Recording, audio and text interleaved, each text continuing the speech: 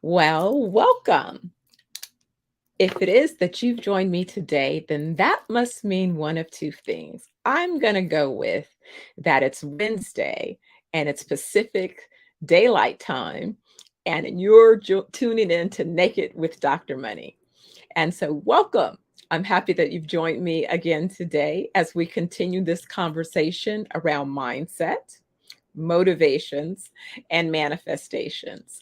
And so many of you know I'm Dr. Stephanie Ardrey. I'm the CEO of ZenoVerse Wellness Group, which includes brands such as 420 Wellness Jamaica, 420 Wellness London, 420 Wellness South Africa, and many other countries in the pipeline. So hopefully you'll be registering and coming to spend some time with us at one of our wellness resorts around the world. But today, I am going to have a conversation with a guest who I'll tell you a little bit about shortly. But it's usually this kind of framework around mindset, because what I noticed over the journey of building organizations, of being part of organizations, is that however you approach whatever it is you're doing requires you to have a certain mindset. You bring in a certain mindset into the environments, but you also have a certain mindset that you maintain whether you're in a particular environment or not, meaning how you go about doing the things that you do, how it is you determine which things to do, all of those things, right?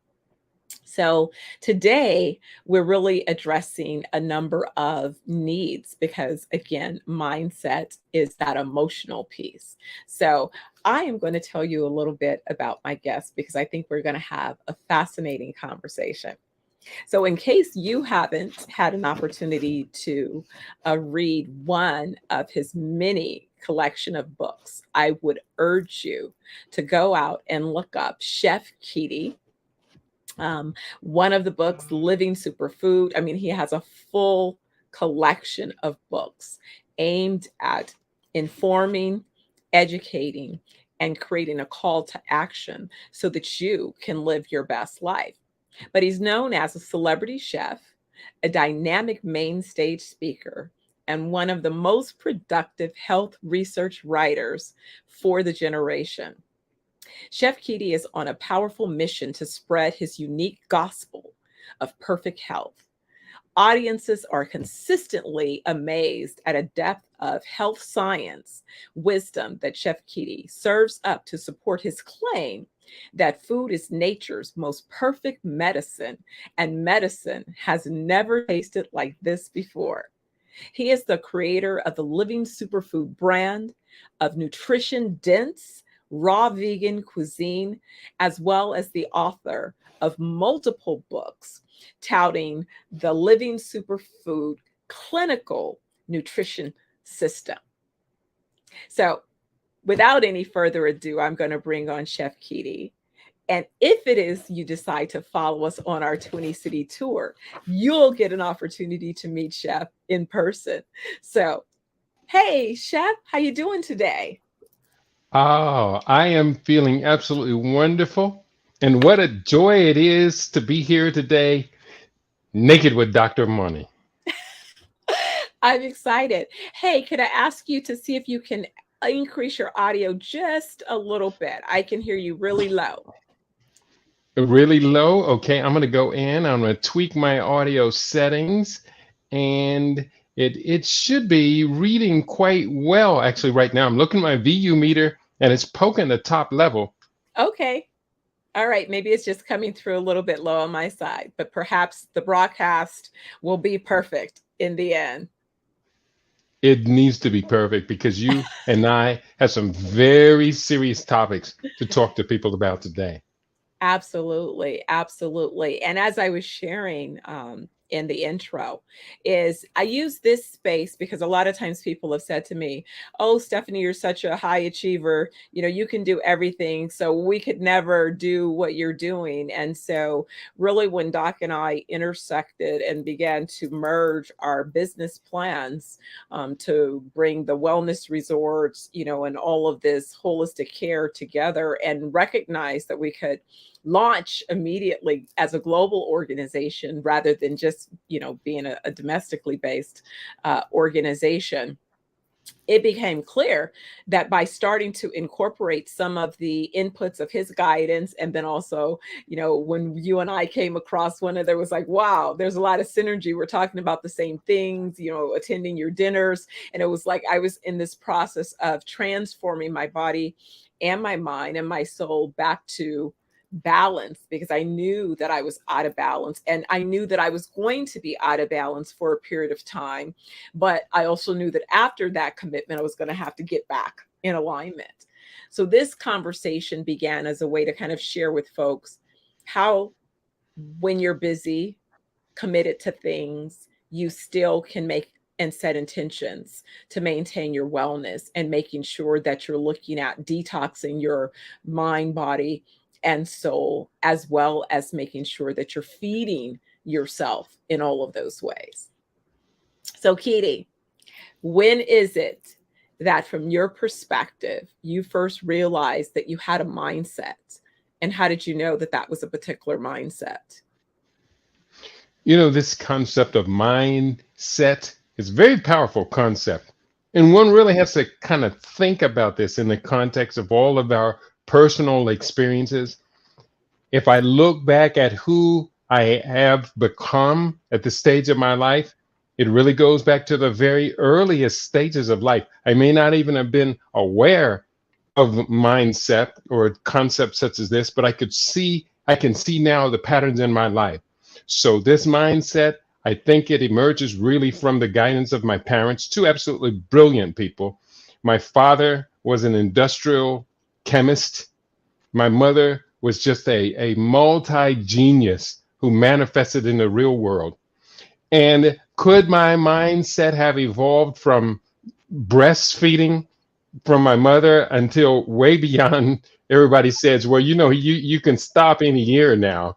But for me, I was on my mother's bosom up until the entirety of our life together. She died when I was 7. And I can recall, I don't think I was eating from her bosom, but I can recall being that close to her. Now I know when we're talking about mindset, much of that is the organic mind, the neurological system, the brain structure of gray matter, etc. And now I know that our brain grows for 3 years outside the body. So for this extended period that I was nurturing from the breast of a woman who was considered by her peers to be a true genius, I know that that transferred a lot of that into me. So if we're looking at the conscious awareness of who we are and what our purpose is in life, I would say it probably is coming to me in stages from about the age of 18 or 19. When I left high school, secondary school, I didn't enroll in college. I didn't even fill out any applications, despite the fact that I had been consistently an honor roll student.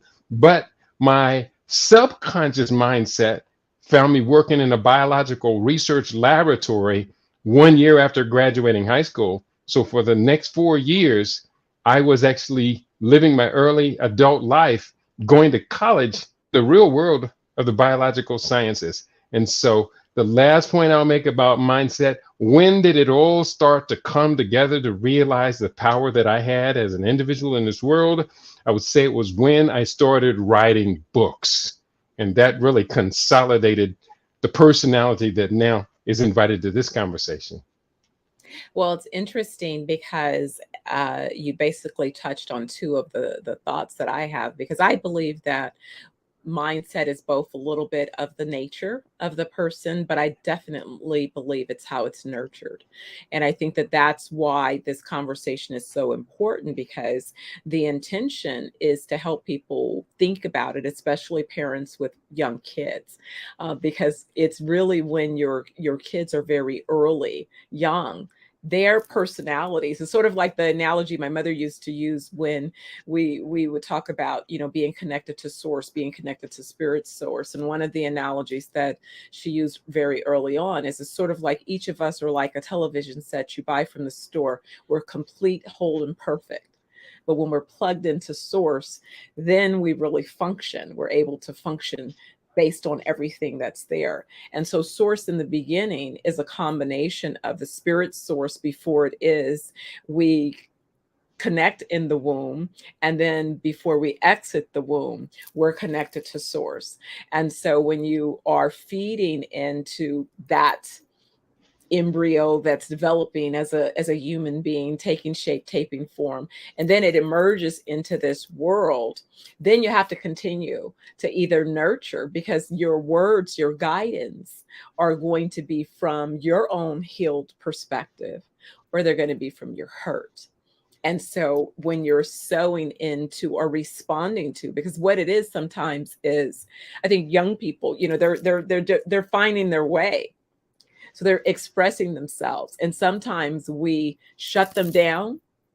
I've seen this happen so often. You see a young person moving around, go sit down and be still. Oh, that person is so energetic. Well, that's part of their DNA, unless it is that they're overloaded with sugar, or it's a nutritional problem that's causing them to have the inability to manage their body. If that's not an issue, then the rest of it is their nature. So they have extra energy. So you've got to give them some tools, to help dispense some of that energy in a healthy way, instead of saying, oh, go sit in a corner because you're moving around, you're behaving. That's unfortunately a harmful approach to that energy, which I think begins to influence the mindset, because you slowly begin to subtly make that person feel that who they are showing up in a space, that their energy is not welcome in that space, which begins to frame a sort of boundary around their mindset. Well said. I mean, I see that, because, that's where when they talk about the educational system and our young boys, 8 years old, at 8 years old, they're trying to determine how many are going to go on in life, or how many prison beds should they plan for the next, decade. And so again, a lot of these things have a lot to do with messaging and boundary setting and all of that stuff by the folks who are most intimately involved in one's life during their most formative years, the years that they are mostly influenced.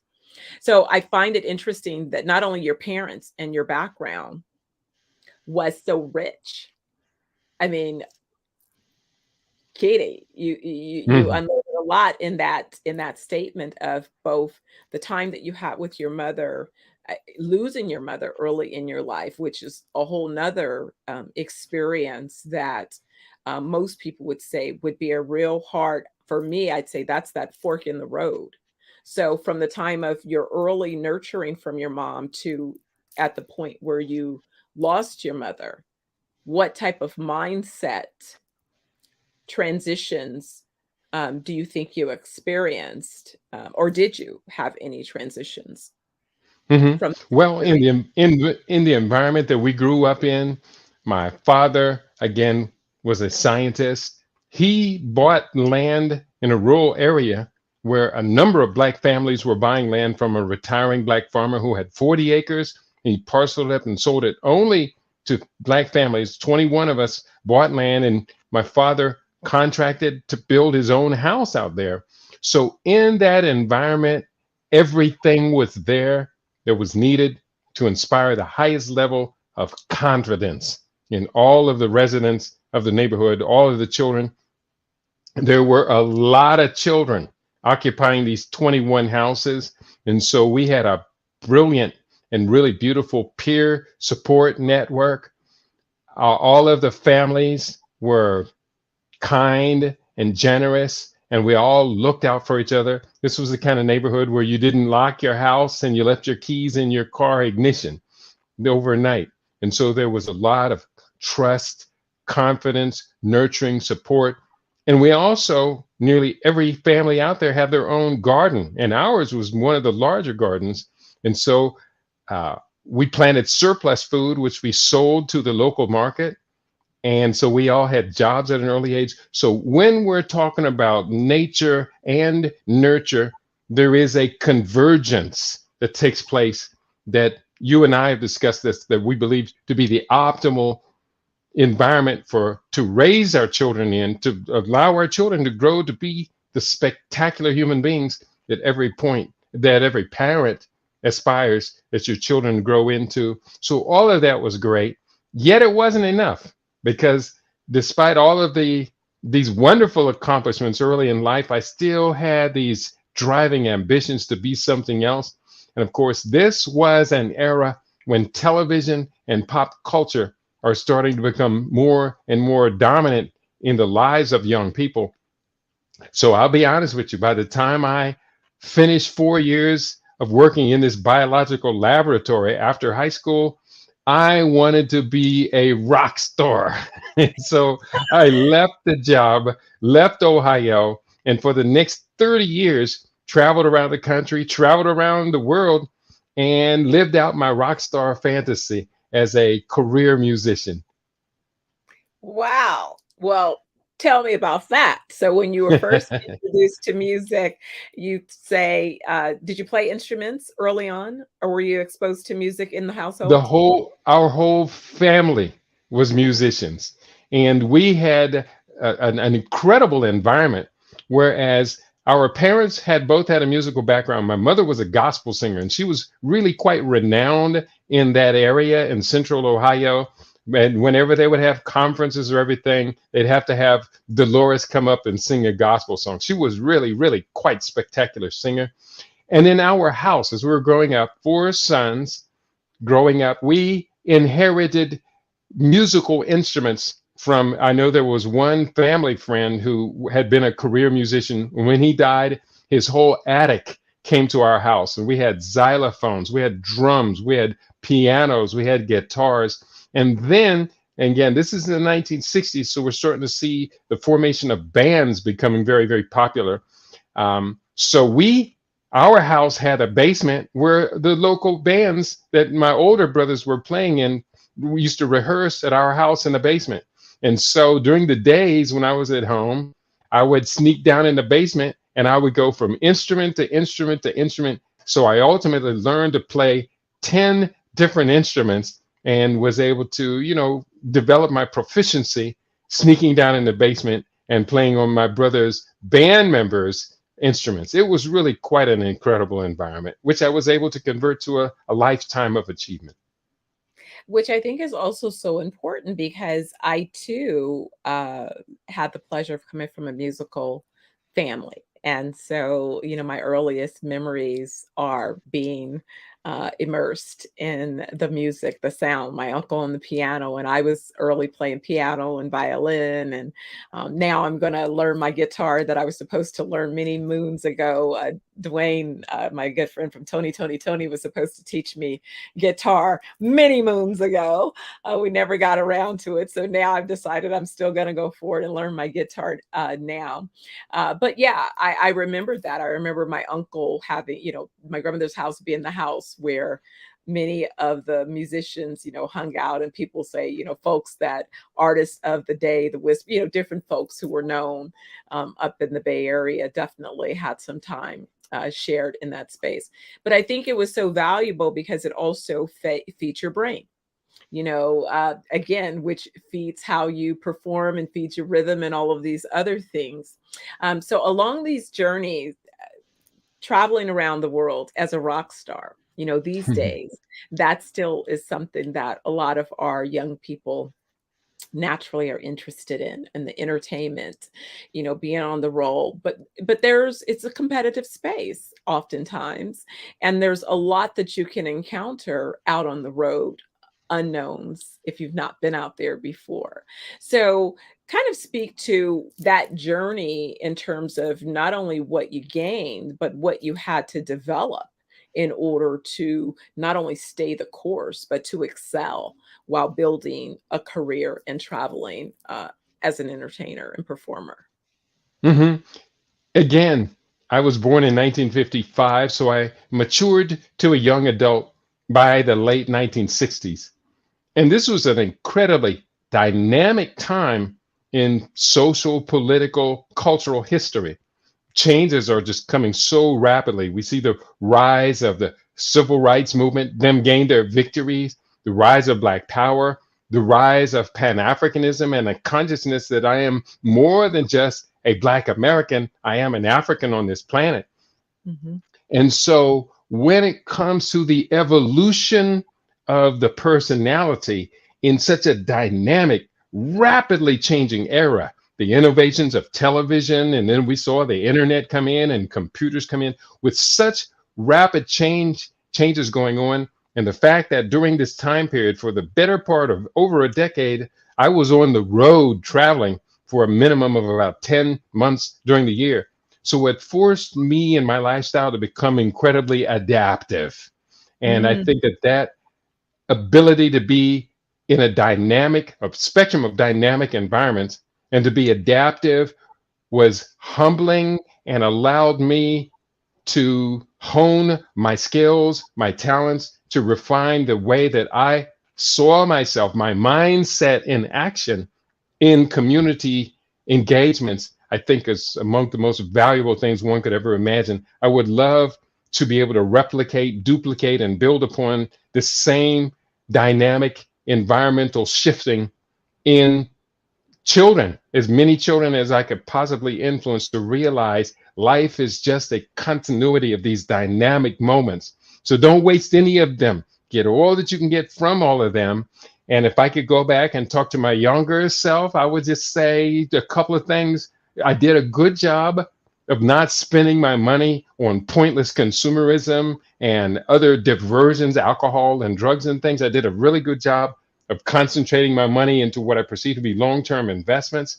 But I would say to myself, realizing that life is such an incredible spectrum of dynamisms, dynamic moments, enjoy them all, and write down as much as you possibly can. And I've not done too bad at that.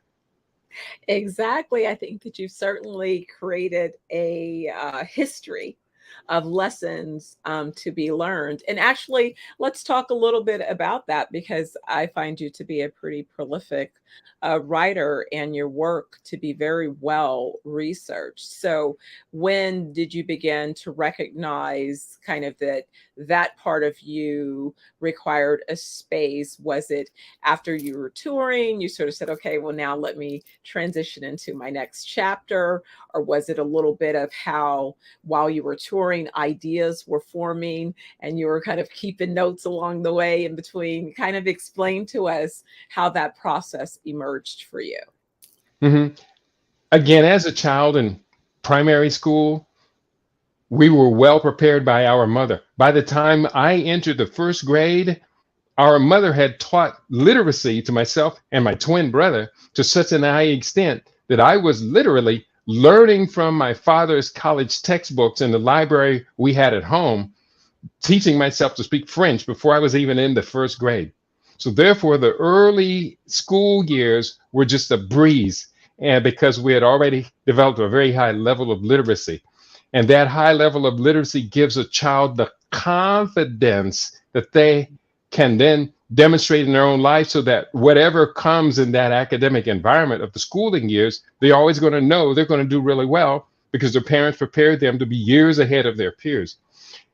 Beyond that, I fell in love with writing poetry when I was in junior high school. Later, that manifested in my life in writing some 300 songs as a professional musician, some 80 or more of which eventually made it onto sides of records and albums and things. But when I came out of high school and was still living in central Ohio while working in the laboratory, I then came across the opportunity to start writing concert and record reviews for an entertainment newspaper published in Columbus, Ohio. And the first time I remember seeing my byline in the newspaper, I opened it up. I think I probably grabbed 20 copies of it. It was free distribution. And I saw my byline and my picture in it. It sparked something that has never faded away. And later during the years, as I was touring, I started to do scientific research again. When I would go to a city like Baltimore, I'd make it a point to go visit Johns Hopkins University 2-3 days during that week and study in the library there. I did the same thing at UCLA, USC, Cal State University, Long Beach. Universities all across the country became one of my compelling fascinations. And as I was doing these studies, I started writing again. So it was in Southern California right around 1985, 86, that I started writing for a community newspaper that was Black cultural economics centered. And that reinvigorated my love for writing, resulting in, by about 1987 or 1988, I wrote the first of what will very soon be 51 published books. Wow. Wow. And I know you said you're working on 2 books presently, 2 I'm more working books? on four books 4 simultaneously. books. Okay, 4 books. Wow. All right. So amazing amount of work and focus and dedication. So we talk about manifesting those outcomes. What And do it's you mindset. It is about mindset, because that's just it. So for me, what informs a lot of my mindset is I bought into this idea early on. I followed some of Stephen Covey and other, thought leaders' perspectives with this kind of begin with the end in mind. What is it, the legacy that you would like your life to manifest, right? And so when you think about that from the perspective of your family, the community, your profession, and then you work backward by evaluating where you think you are along the journey in relationship to those particular outcomes, that's been my rudder. And that's what, irrespective of the turbulence that I've had to navigate, I've been wiped out a few times, but I still get up to bat and swing for, the fences each time. But I've taken some real hard tumbles, some tumbles that, early on folks would say most people would have ended their lives because the losses were so significant that they wouldn't have had the heart. But it was me, my mindset was all about my why for building the organizations that I've built have always been because I felt that my leadership as an employer needed to exist in the space, that my vision for developing an organization and how organizations exist as community stakeholders, within the sphere of influence that they occupy, which was why I guess I was always interested in having a global organization, or organization that had enough size and scale that the vision and the way that we go about creating, what we create could reflect my thought leadership beliefs based on my experiences of sorting through, bad experiences and leaning more towards the better experiences and determining which experiences I wanted to cultivate and create with that end game in mind. Mine being that I wanted to have touched the most businesses that I could and help families cultivate generational wealth.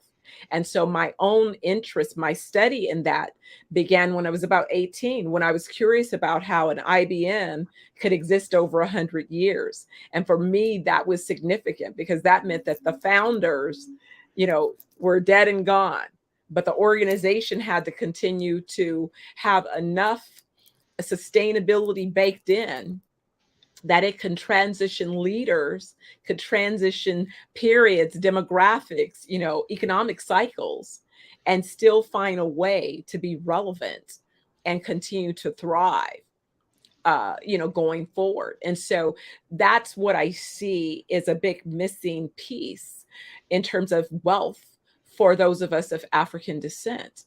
Our wealth is going to be built upon our ability to create sustainable organizations. But even though I have, over the course of my career, had an opportunity to run the plays and perfect the technical requirements to produce those outcomes, it was when I set out the initiative to train 100,000 farmers and entrepreneurs in Jamaica to start to implement these programs that I was immediately cautioned. Well, you couldn't go into that plan yet. You had to do a precursor. You have to help these people first address their mindset wounds, because until they heal the trauma, the emotional trauma, then what's showing up is why we can't work together, why we can't build, all of the reasons why what I was suggesting could not produce the outcomes that I intended. And I intend to hit my target. So, a strategist, I'm like, no, no, no, no, no. We'll do a course correct because the target will be hit. So, that was kind of, if you will, the backstory for me, and what informed why right now, with things like the Naked with Dr. Money tour, with this opportunity to contribute to the conversations that are being had around mindset, and why mindset is so critical as it relates to mental illness. We talk about your food science and nutrition, why we have to detox, all of these different things. So, kind of in that bucket. All right, what is it that you're seeing? You have a lot of conversations and content where you're engaged with communities, not only locally, nationally, but internationally. And it seems that my observation is that in these conversations, you're looking to replicate some of the experiences around community economics, community building, community wellness, understanding that the health, the nutrition is a foundation upon which we need to build it all upon. So why don't you speak to a little bit of your thoughts around, those particular perspectives? When we talk about mindset, that to me implies a mental foundation. And so, therefore, in my life and in my philosophies about moving forward, these foundations become very, very important. I am notorious for formulas. I love formulas. In almost every book that I write, I try and come up with a profound formula that people can utilize to get themselves moving forward, such as one of the most fundamental formulas: food is nature's most perfect medicine. And of course, all of the things that would follow that. Well, Hippocrates said, let your food be your medicine. To that, I add, as a gourmet chef, medicine has never tasted like this before. So we're putting together these fundamentals, these foundations. Another couple of foundations, and as you were speaking, these foundations kept coming to me. And I try and do my best to word them as brief as possible so that people don't have to work too hard to understand what it is I'm trying to convey. Another one that you were talking about really resounds with me, and it's called set your goals, get your goals. It's a three-part formula. Number one, be very clear about what is the destination. Number two, be very clear, I'm going to reach that destination. But number three, what's implied there is now I'm committed to the actions necessary to complete this journey of set your goals and get your goals. Another one that comes readily to mind is this, a very strong foundation in my life. The future belongs to those best prepared to create that future today. And with the upcoming wellness tour, is definitely we're going to be working alongside people, closely with people, talking about what kind of a future do we imagine giving as a gift to our children, to our grandchildren, and future generations. Are we prepared? Have we prepared ourselves to create that future today, to lay down the foundation? And last point is, when we see opportunity, and opportunity is ubiquitous. It's everywhere. It's all around us. A general rule is get in early, get in deep. So those are just some of the numerous formulas and foundations that I have latched upon that guide me, keep me moving forward, and keep me as productive as I possibly can imagine myself. Well, I appreciate the way because you're right. People, when they hear a message, they need some action items, and they need to be simplified. And so I love that. I think that that's very important. You and I know, Doc, have had conversations about one of your books in particular, The Blackest Soil, as we were talking most recently about many opportunities on the continent. So I'm wondering, as because when we think about this and we think about what we should be looking at, and as we're positioning ourselves, maybe share a few of the thoughts that you have, because I know we've talked about the ability for the world to be fed from the continent, which picks up on your last statement about opportunity. When I hear people reflect, or if you will, the R word, the recession word, is running around in the US, but those of us who study cycles, know that it's all cyclical, and that the cycles are not always for the purpose that you hear. They're intended for a different opportunity. So we can't get caught up in just those narratives. What else is happening at this? And so what else is happening is that the continent is rich with overflowing opportunity. That, it's kind of like the old book, Who Moved My Cheese? You need to Hmm. look for cheese in some new place. If the cheese is running low over here, you better start looking for some cheese in some other places. So, you know, take on your thought from there. Well, you mentioned a book that I am always willing to talk about. I think it's an incredibly exciting book, and others seem to be agreeing with it. The book is called The Blackest Soil: Africa Can Feed the World. This book is a scientific roadmap to agricultural preeminence for the 21st century. We've had so many conversations where it might come up, Africa has the ability with its arable soils and its free flowing fresh waters to feed the world. Yet then the reality is that currently Africa is a net food importer.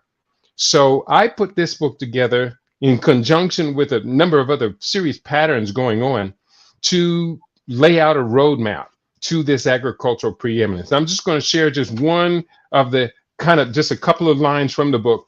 With optimally transformed policies, Africa's 2.160 billion acres of arable land can supply daily 2,200 calories to as many as 12.9 billion people. That's just simple formula, calculation, mathematics, feeding 12 people per acre, or actually feeding 6 people per acre, 12.9 billion people. Africa can feed the world.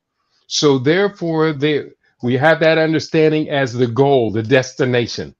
We understand where we are right now with Africa's current about $500 billion annually in food production needs to grow to well over $1 trillion annually production in this field to be able to match its potential. Ultimately, the potential of African agriculture before the year 2050 is, I believe, anywhere between 4.1 and 4.3 trillion dollars. At that particular point, Africa should have taken over the place as the number one food producer and exporter in the world. And the other beautiful added bonus, Dr. Stephanie, is that because African farmers have been deprived the luxury of expensive chemical pesticides and chemical fertilizers and insecticides, Africa's soils are largely pristine, and so therefore, Africa can not only dominate global food production and export, but it will be largely organically produced. That gives us an incredible advantage. Africans, it's time that we stand up and we take charge of our own destiny and our own potential to give the world a whole new option in eating clean for the centuries ahead. And I think that that's so important because I think that, when people say, even in my early conversation, like, who knew you'd be in farming? And it's like, well, there's a point when you get real clear about your food supply, you may want to be, and when you That's think right. about, the supply chain and the value chain, you don't have to be the one out tilling the land if that's not your particular area of expertise. You can participate somewhere within the supply chain to help That's make right. these things happen. And so, as a businesswoman, what I know that I know how to do is organize business, labor, materials, capital, right? And create infrastructure that can then be capitalized and that can be structured in such a way that is sustainable and is scalable. So, taking into consideration what it is that I know how to do, that I've done well, I've run this play over and over again, it's easy for me to know what my lane is, right? I got it. I got my lane. But within that, let's kind of connect with everyone else and bring that awareness forward. So I'm really excited because what I see is I'm seeing through the same lens that you're seeing, is I see opportunity, and I see more opportunity than there are even people, signing up to participate in those opportunities. And so it's kind of that paradigm shift and the mindset of recognizing, why are we all running over here, 100,000 of us trying to go after 5 opportunities when there's 100,000 opportunities and there's not even 5 people going after those. It's like, right. Right. I'm just saying, think about it. That's really what it's all about, is understanding, where is there an opportunity? Where is there a need? What problem is it that you can solve? Where is there more demand than there is sufficient supply? That's where you go and find a business opportunity. That's That's right. how to build a sustainable organization. And so what we're doing in our efforts to not only, I see, my lens is, it's not about just doing those things, which it is that we are, but it's also communicating the process of doing those things so that people are enrolled along the journey. Because I notice, particularly on my development hat, development is such a long lead item that a lot of times, if people are not in the boardroom when you're doing all the planning and pre-development and design, that 3 to 5 year lead time, somebody on the outside is not aware. They don't understand, the zoning, entitlements, legality, structure, capital formation, and all of those things. When they see a development project, is finally when, we start doing site work, when we start putting up a fence and we began to get the soil prepped and doing soils reports and determining, underground infrastructure that needs to be created. Then suddenly people are like, oh, you got a developer. I said, no, we've been working on this project for 5-10 years before we got to this point. So I think that, in planting these seeds and creating the awareness that these types of conversations are to say, hey guys, this is happening now.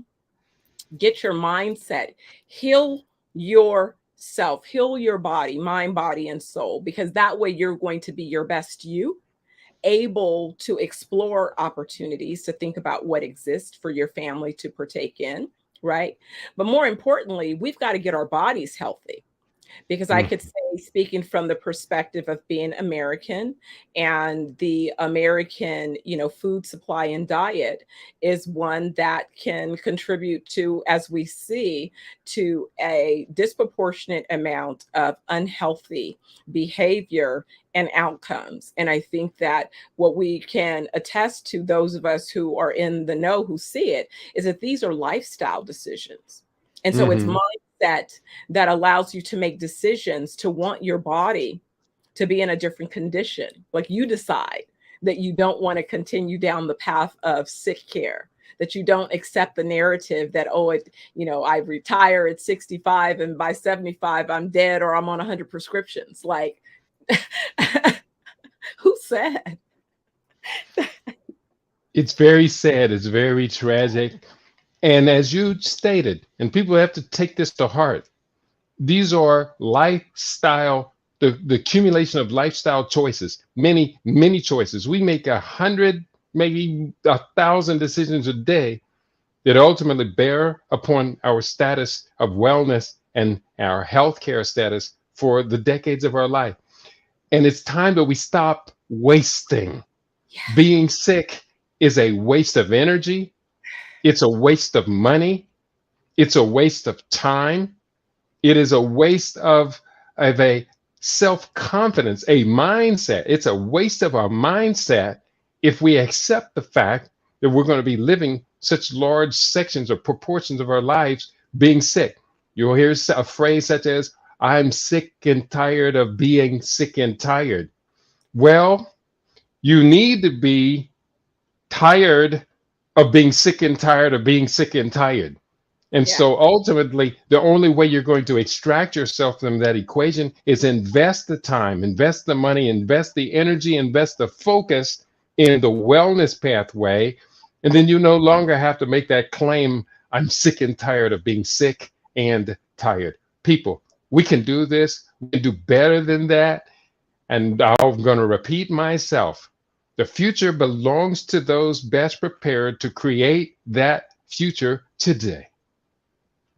Absolutely. And kind of along those lines, Keidi, I know that one of the things that you often share is your commitment to just your personal wellness. You have several push-up records that people are actively watching, and some in awe, some in a little bit. You got a little fire going under some folks we know in common. Not gonna say no names, but Yeah, it's a family affair.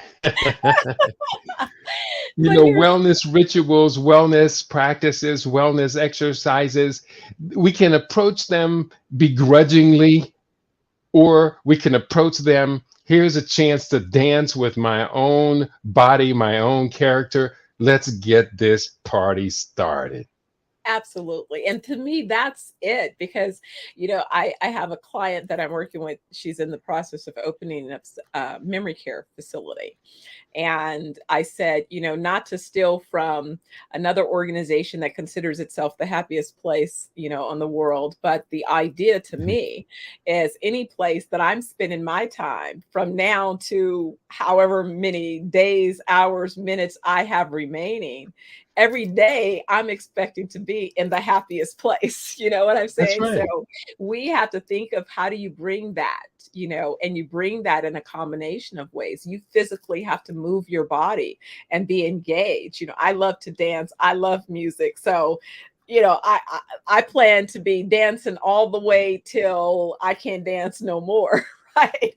I plan to be moving and engaged, and I hope to be laughing and, sharing good times, exchanging high vibration energy because I know that that's what makes me feel my best. I love it when I'm bouncing off the ceilings. And so I think it's fabulous that, not only are you who you say you are, but you demonstrate that by your actions, because that to me is what I say how I evaluate the truest of what a teacher really is. A teacher spends time learning and teaching, and teaching not only through their articulation, but really through their demonstration.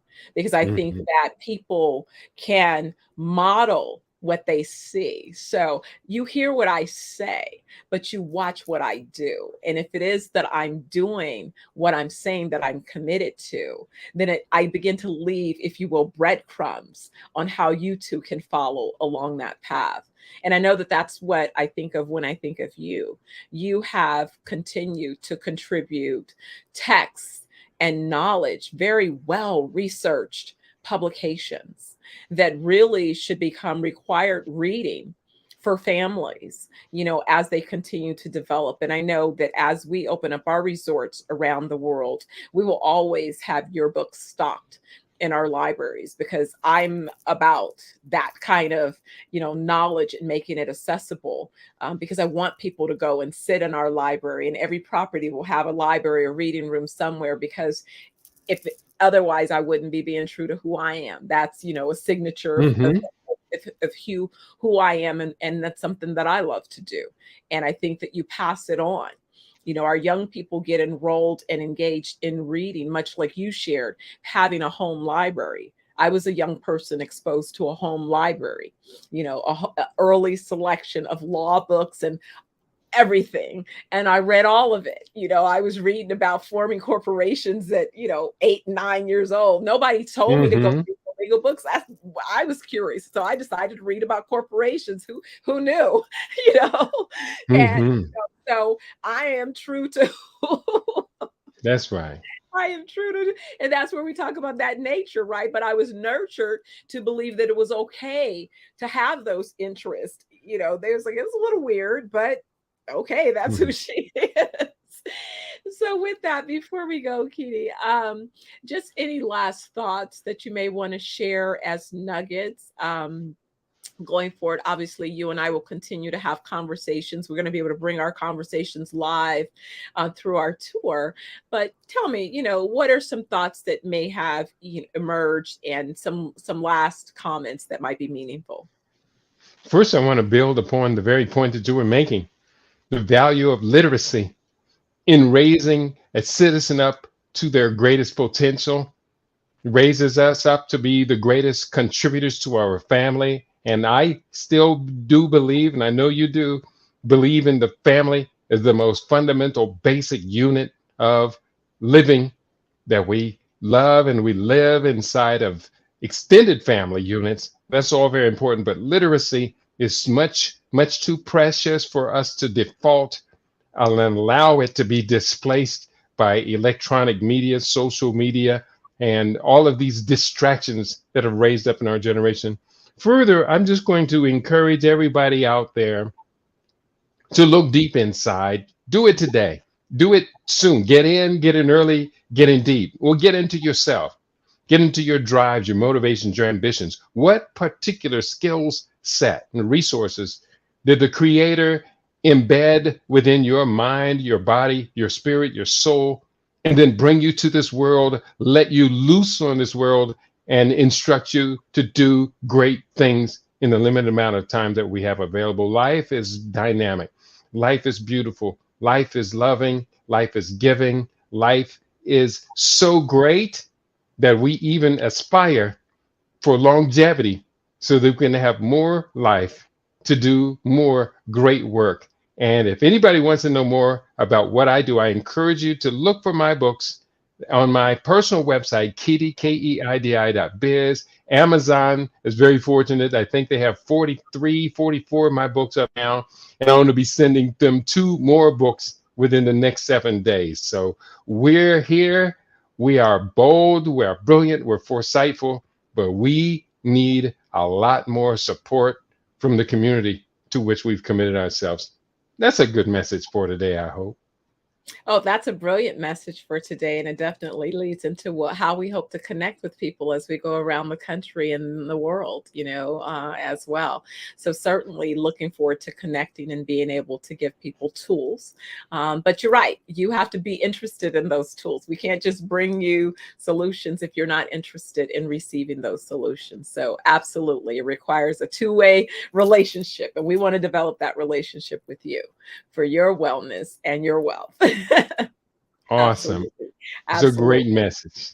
Well, Keidi, thank you again. I'm so excited that we had this opportunity for this conversation. I've been eager to get a chance with you. So thank you again for your time today.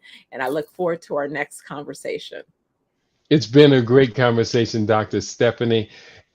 I look forward to the next time I get a chance to get naked with Dr. Money.